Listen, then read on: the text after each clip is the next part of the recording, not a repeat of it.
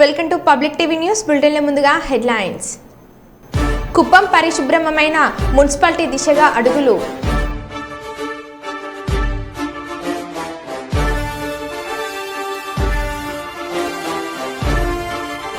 PDSU ఆధ్వర్యంలో Siddipet OU PG college ఎదుట విద్యార్థుల ఆందోళన. హాస్టల్ విద్యార్థులకు భోజన సౌకర్యం కల్పించాలని డిమాండ్.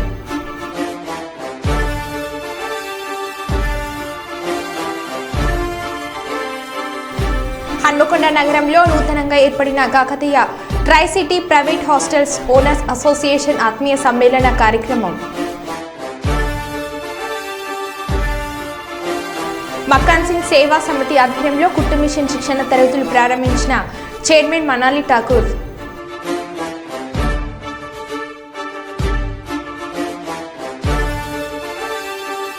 ఇక వివరాల్లోకి వెళ్తే, జయశంకర్ భూపాల్పల్లి జిల్లాలోని గణపురం మండలం మైల్హారం గుట్టలపై 60 ఎకరాల్లో భూపాల్పల్లి ఎమ్మెల్యే గండ్ర సత్యనారాయణరావు ఆధ్వర్యంలో ఇండస్ట్రియల్ పార్కు నిర్మాణానికి శంకుస్థాపన చేశారు.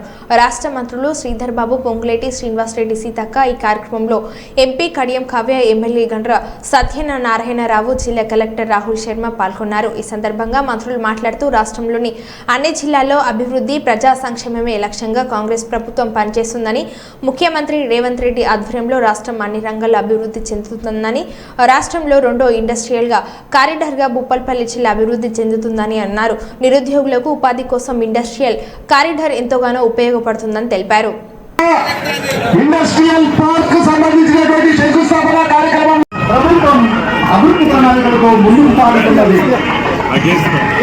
పారిశ్రామిక ఉన్నతి, మౌలిక సదుపాయాల అభివృద్ధి, భూసేకరణ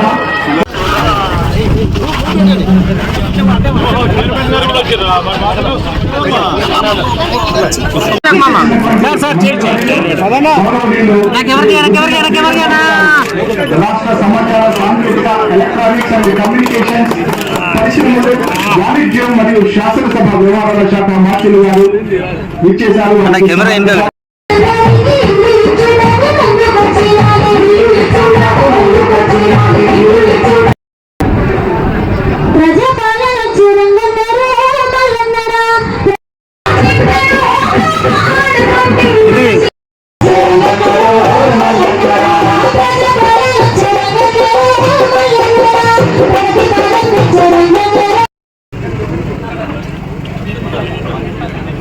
మా నిర్మలక్క గారికి, మా సోదరుడు పోలీసులో పనిచేసి రిటైర్డ్ అయి ప్రజల్లో సేవకుడిగా పనిచేసిన శాసనసభ్యులు నాగరాజు గారికి, అదేవిధంగా మంత్రి వర్యులకందరికీ ఘనంగా గజమాలతో సన్మానించేటువంటి కార్యక్రమాన్ని మీరందరూ చిత్రీకరించారు. వేదిక మీద ఉన్నటువంటి అతిథులకు మరి భూపాలపల్లి నియోజకవర్గం పక్షాన, ఇక్కడ అధికార యంత్రాంగం పక్షాన గౌరవ మంత్రివర్యులకు యానగూడెం గ్రామంలో అగ్ని ప్రమాదం జరిగింది. ఇంటి నుండి ఒక్కసారిగా చెలరేగిన మంటలు 2 గ్యాస్ సిలిండర్ల నుండి విపరీతమైన పేలుడు శబ్దాలతో ఆకాశంపైకి ఎగిసిపడిన మంటలు, భయంకరమైన శబ్దాలు, మంటలతో ఉలిక్కిపడి భయాందోళనతో పరుగులు తీసిన స్థానికులు. గ్రామానికి చెందిన ఆడపాక రాము, అతని భార్య గోవిందమ్మ ఉదయమే కూలి పని వెళ్ళగా అదే ఇంట్లో ఉంటున్న వృద్ధురాలు మహాలక్ష్మి ఇంటి నుండి మంటలు వెదజల్లడంతో వెంటనే బయటకు రావడంతో పెను ప్రమాదం తప్పింది. ఇంటిలో ఉన్న వస్తువులు అన్ని కాలి బూడిద కావడంతో దిక్కుతోచని స్థితిలో కుటుంబ సభ్యులు విలపిస్తున్నారు. సుమారు 3 లక్షల విలువైన నగదు, బంగారం, వస్తు సామాగ్రి, బట్టలు, డాక్యుమెంట్లు దగ్నం అయ్యాయని ఇంటి యజమాని రాము తెలిపారు. ప్రమాదానికి కారణం విద్యుత్ షార్ట్ సర్క్యూట్ లేదా గ్యాస్ లీక్ కావచ్చని అంచనా వేస్తున్నారు. సంఘటన స్థలానికి అగ్నిమాపక దళం, రెవెన్యూ, విద్యుత్, పంచాయతీ తదితర సిబ్బంది చేరుకున్నారు. తక్షణ సహాయంగా రెవెన్యూ అధికారులు 40 కిలోల రైస్ అందించారు. గ్రామ సర్పంచ్ బొంత భరత్ బాబు 10,000 రూపాయలు, పాలకోడేటి శ్రీను 2,000 రూపాయలు బాధితులకు అందించారు.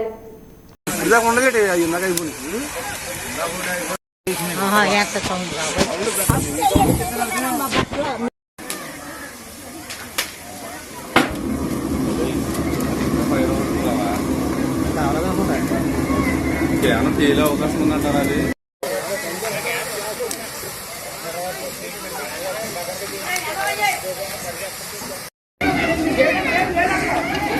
హలో అయ్యో చెప్పండి.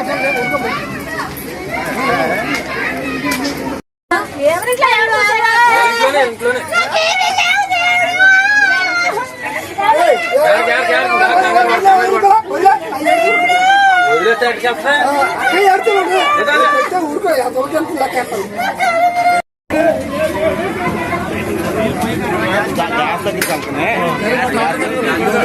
ఇటే కొట్టు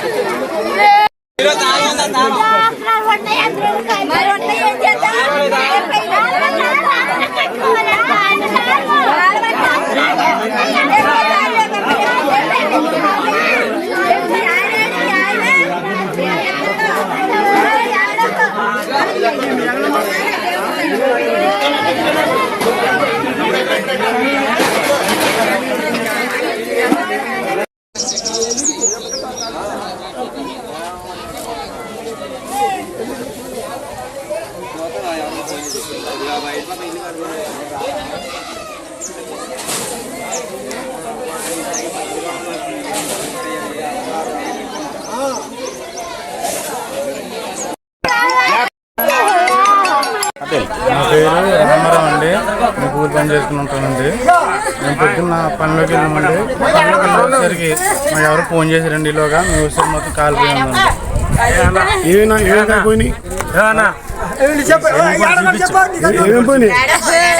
పిల్లలకి బంగారం పెట్టినండి. బంగారం పోయిందండి. మా అత్తగారి ఒక 60,000 అండి, మా యొక్క 20,000 అనుకుంటాయండి. నాకు తెలియకుండా మా ఆవిడ దాచుకున్నాను. మొత్తం 50,000 క్యాష్ అయితే ఇంకా అలా ఆధార్ కార్డు ప్రెసిడెంట్ ఏమీ లేవండి. ఇంకా నాకు తెలియకండి మీరు ఏం దాకా తెలియదండి.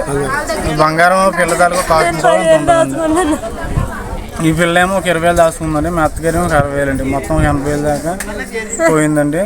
మిగతాది ఇంకా ఈ లోన్ ఏముంది నాకు తెలియదండి. ఈ అమ్మాయికి తెలిసింది. మా అత్తగారు పక్క ఏం పక్క దాచుకుంటారండి. మరో తెలంగాణ పోరాటాన్ని తలపిస్తున్న జగిత్యాల జర్నలిస్టుల ఇళ్ల స్థలాల పోరాటం. గత 3 వసంతాలుగా ప్రభుత్వాలు మారినా, నాయకులు మారినా మా జీవితంలో ఎలాంటి మార్పు రాలేదంటూ తప్పని పరిస్థితుల్లో రోడ్డెక్కిన జర్నలిస్టులు గత 5 రోజులుగా రోజుకో పద్ధతిలో నిరసన కార్యక్రమాలు చేస్తూ ఈ రోజు నుండి నిరావాదిక నిరాహార దీక్ష శిబిరాన్ని స్థానిక తహసీల్ చౌరస్తాలో గల ప్రెస్ క్లబ్ భవనందు ప్రారంభించారు. వివిధ స్థాయిలో ఉన్న జర్నలిస్టులు, జర్నలిస్టు నాయకులు పాల్గొన్నారు.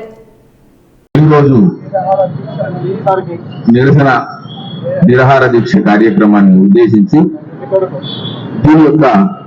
ఈ కార్యక్రమం యొక్క ప్రాధాన్యతను మరియు పోరాటానికి సంబంధించిన అంశాల గురించి జగిత్యాల ప్రెస్ క్లబ్ అధ్యక్షులు శ్రీనివాసరావు మాట్లాడతారు, వివరిస్తారు.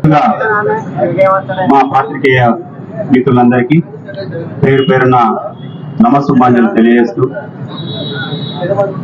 ఎన్నో ఏళ్లుగా జర్నలిజంలో కొనసాగుతూ ప్రజా సమస్యల పరిష్కారమే ధ్యేయంగా పనిచేస్తున్న జర్నలిస్టుల సమస్యలు మాత్రం తీరడం లేదు. ఈ నేపథ్యంలో ఎన్నో ఏళ్లుగా ఇళ్ల స్థలాల కోసం ప్రభుత్వ అధికారుల చుట్టూ ప్రజాప్రతినిధుల చుట్టూ తిరిగినా మమ్మల్ని కనికరించేవారు లేకపోవడంతో ఇక విసుగు చెంది ఇక చావో రేవో ఇళ్ల స్థలాలు సాధించడము అన్న ఒక ఏకైక లక్ష్యంతో గత 4 రోజులుగా ప్రెస్ క్లబ్ ఆధ్వర్యంలో కార్యక్రమాలు చేపట్టడం జరిగింది. ఈ నేపథ్యంలో మొదటి రోజున భారత రాజ్యాంగ నిర్మాత డాక్టర్ బిఆర్ అంబేద్కర్ గారి విగ్రహానికి వినతిపత్రం అందించి, అయ్యా మాకు రాజ్యాంగబద్ధంగా రావాల్సిన హక్కులన్నీ వచ్చేలా ఇటు ప్రజాప్రతినిధులను కానీ అటు ప్రభుత్వాన్ని ఇటు అధికారులకు అనుమతి కలిగేలా చూడాలని వేడుకుంటూ వినతిపత్రం సమర్పించాం. ఆ మరుసటి రోజు ఇది ఇందిరమ్మ రాజ్యం, ఇది పేదల ప్రభుత్వం, అన్ని వర్గాల సంక్షేమమే ధ్యేయంగా మా ప్రభుత్వం పనిచేస్తుందని ఆ ప్రభుత్వ ప్రజలు చెబుతున్న నేపథ్యంలో ఇందిరమ్మ విగ్రహం వద్దకు వెళ్లి కళ పోరాటం సాధించుకోవాల్సినటువంటి అవసరం ఏర్పడేది. ఎన్నో ఏళ్లుగా వాస్తవంగా మనము ఏ సమస్య ఉన్నా కానీ ఆ సమస్య దగ్గరికి మనం పోతున్నాం కానీ మన సమస్యను మాత్రం ఎవరు పట్టించుకుంటలేరు. అందుకోసమే ఈ దీక్షకు దిగడానికి ప్రధాన కారణమైంది. రాజకీయ నాయకులు ప్రతిసారి మేము చేస్తాం అనుకుంటా ఎవరు కూడా చేయలేదు. అందుకోసమే ఇప్పటికైనా మనమందరం ఐక్యంగా ఉండి ఈ సమస్యను పరిష్కరించుకోవాల్సినటువంటి అవసరం ఉంది. ప్రజాప్రతినిధులు ఉన్న వాళ్ళకు కూడా ప్రభుత్వాలు ఇళ్ల స్థలాలు మంజూరు చేస్తున్నప్పుడు మనం ప్రజా సమస్యలను వెలికి తీసే మనకు ఇళ్ల స్థలాలు ఎందుకు రావు? కాబట్టి అందరూ కూడా ఇళ్ల స్థలాలు వచ్చే వరకు పోరాటం చేయాల్సినటువంటి అవసరం ఉంది. అందుకు నా మద్దతు ఎప్పుడు ఉంటుందని తెలియజేస్తుంది. ప్రజలకు ప్రభుత్వానికి వారధిగా ఉంటూ అనేక సమస్యలు ఎదుర్కొంటున్న జర్నలిస్టులకు కుటుంబ సభ్యులను కాదనుకుంటూ వృత్తి ధర్మం నిర్వహిస్తూ ఏ పని చేసినా సంగా జర్నలిజంలో ఉంటూ ప్రథమ ధ్యేయంగా పనిచేస్తున్న గత 30 సంవత్సరాల నుండి వృత్తిని నమ్ముకొని పనిచేస్తున్నప్పటికీ అన్ని రకాల ఒకటని కాకుండా ఇంటి స్థలాలతో పాటు వారికి సంబంధించిన హక్కుల విషయంలో గత ప్రభుత్వాలు కూడా ఎలాంటి హామీలు ఇచ్చుకుంటూ నెరవేర్చకపోవడము, అందులో భాగంగా ఇంటి స్థలాల విషయంలో జైత్యాలలో గత 30 ఏర్పాటు చేయడానికి, కార్యక్రమాన్ని నిర్వహించడానికి, ఈ నిరసన దీక్షలు చేపట్టడానికి గల కారణాలను ప్రెస్ క్లబ్ అధ్యక్షులు శ్రీనివాసరావు గారు వివరించారు. ఈ దీక్షా శిబిరాన్ని ఉద్దేశించి senior most journalist Pannala Kamalakar Reddy గారిని మాట్లాడాల్సిందిగా కోరుతున్నాను.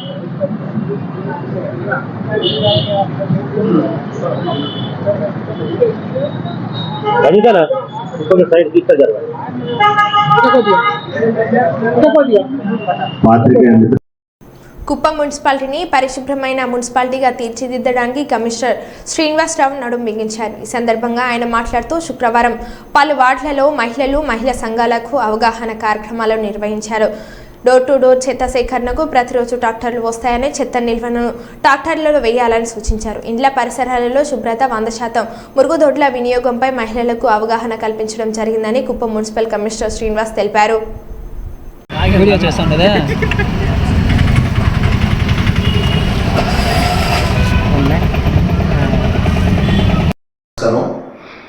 కుప్పం పురపాలక సంఘం కొత్తగా 2020లో కాన్స్టిట్యూట్ అయింది. ఈ పురపాలక సంఘం పరిధిలో ఇప్పటి వరకు door to door solid waste collection అనేది లేదు. అందులో భాగంగా పురపాలక సంఘం పరిధిలో డీకేపల్లి, మిగతా ఇతర ప్రాంతాల్లో 10-11 వార్డుల్లో ఈ మహిళలకు అందరికి కూడా అవగాహన కల్పించడం జరిగింది. వాళ్ళ ఇళ్లలో ఉత్పత్తి అయ్యే చెత్త చక్కగా పురపాలక సంఘ వాహనానికి మాత్రం వేయాలి, బహిరంగ ప్రదేశాలు వేయకూడదు. అలా పురపాలక సంఘాన్ని కోఆపరేట్ చేసి పురపాలక సంఘం యొక్క శుభ్రతకి సహకరించాలని ప్రజలకు విజ్ఞప్తి చేయడం జరిగింది. ప్రజలందరూ కూడా పూర్తిగా సహకరిస్తున్నారు, వారికి ధన్యవాదాలు. పురపాలక సంఘ పరిధిలోని ప్రతి కాలనీకి మా వాహనం వస్తుంది. వాహనం రాకపోతే ఫోన్ నెంబర్ డిస్ప్లే చేస్తున్నాము.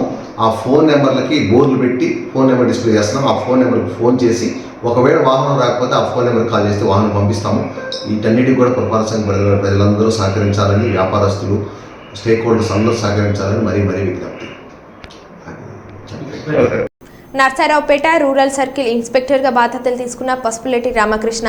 ఈ సందర్భంగా సీఏ రామకృష్ణ మాట్లాడుతూ నర్సారావుపేట పరిధిలో వివాస్పద గ్రామాలను గుర్తించి ముందస్తు జాగ్రత్తలు తీసుకుంటామన్నారు.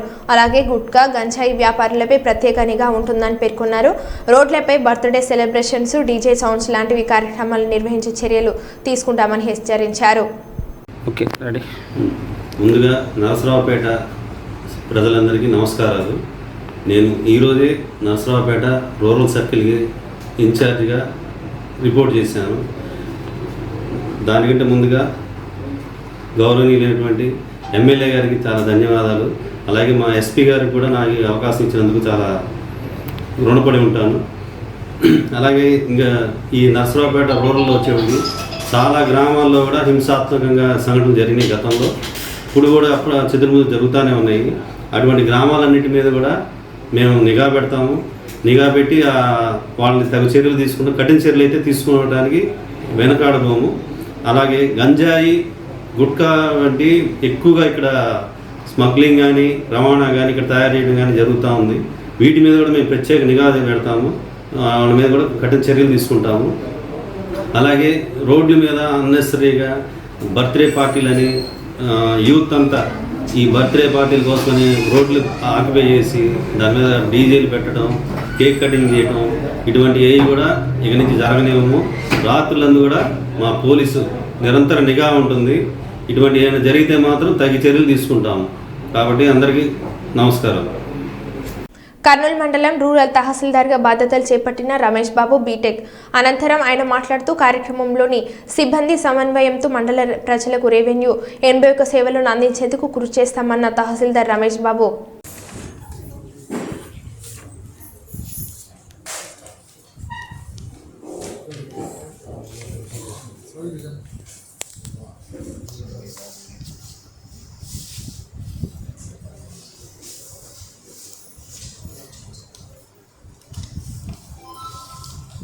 రూరల్ తహసీల్దార్గా బాధ్యతలు స్వీకరించడం అయినది.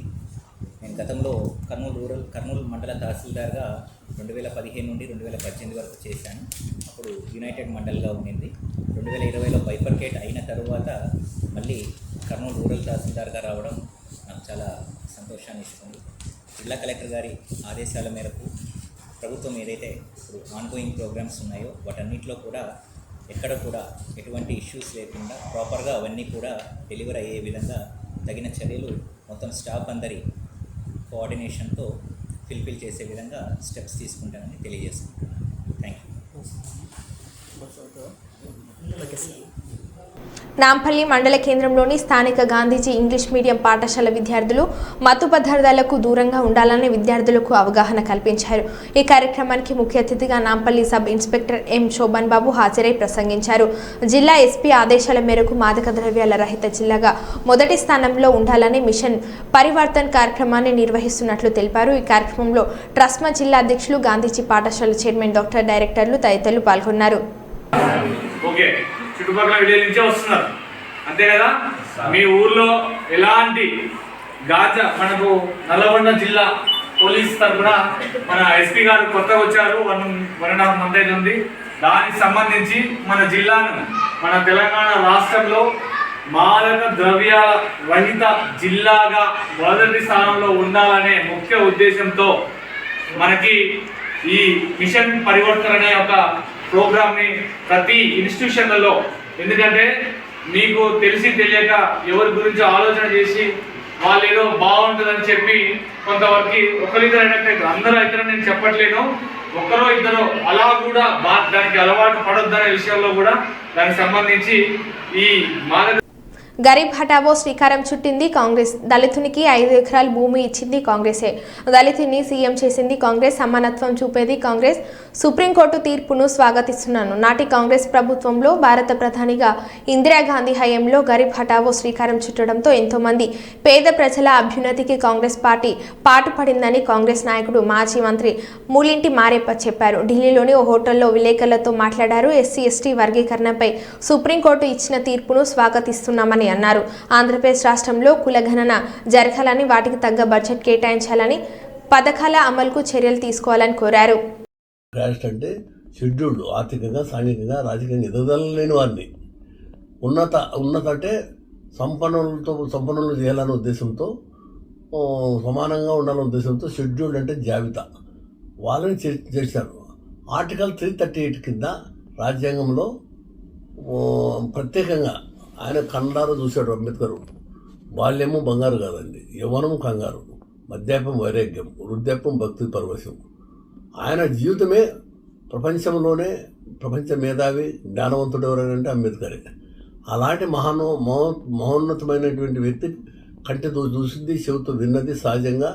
ఆయన స్పందించి హృదయం భగవద్గీత, ఖురాన్, బైబుల్ కనుకే అంటే మోతాదులో ప్రపంచ దేశాలు చదివి తన రక్తాన్ని దారిపోశాడు.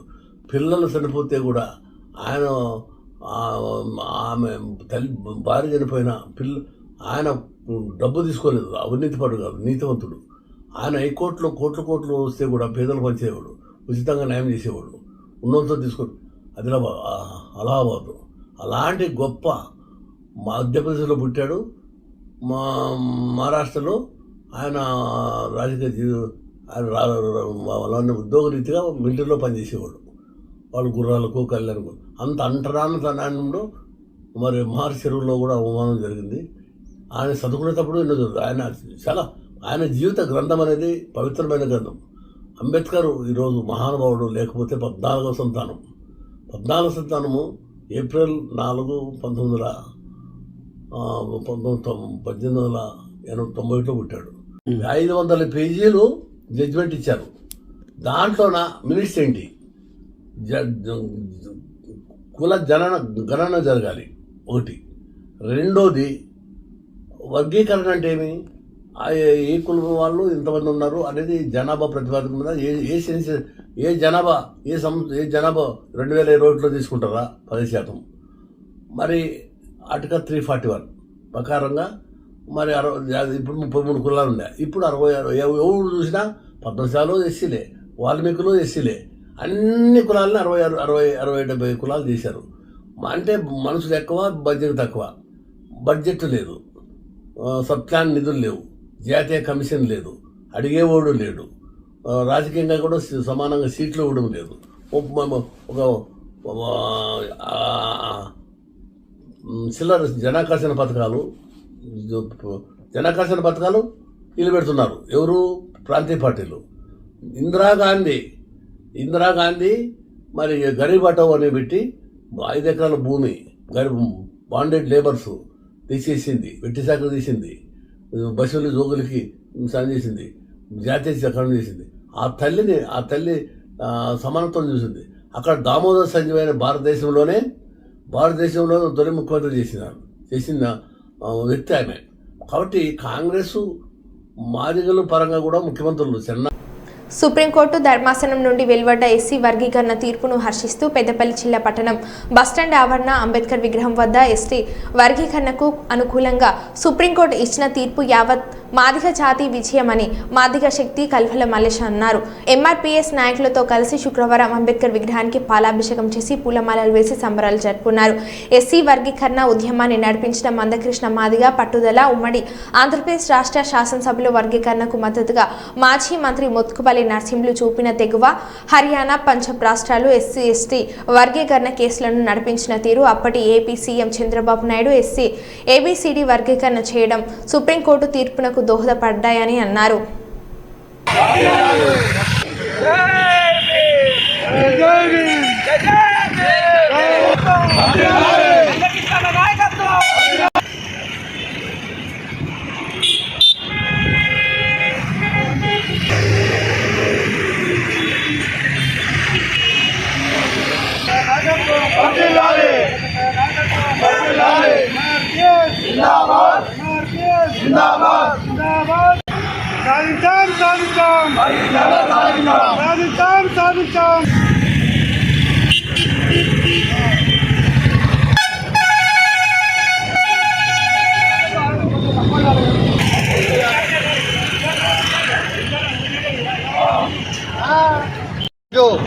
పెద్దపల్లి జిల్లా కేంద్రంలో ఎంఆర్పిఎస్ ఆధ్వర్యంలో జిల్లా వర్కింగ్ ప్రెసిడెంట్ మల్లేశన్న మరియు మా సోదరుల ఆధ్వర్యంలో మందకృష్ణకు పాలాభిషేకం చేయడం చాలా సంతోషంగా వ్యక్తం చేస్తూ నేను పెద్దపల్లి బీసీ సంక్షేమ సంఘం జిల్లా అధ్యక్షుడిగా నల్లవేలి శంకర్గా సంతోషిస్తూ ఏదైతే ఈరోజు వచ్చిన సుప్రీంకోర్టు తీర్పు మరి బడుగు బలైన వర్గాలకు ఒక ఆశాజనకంగా ఆనందంగా ఉందని సందర్భంగా తెలియజేస్తున్నాం.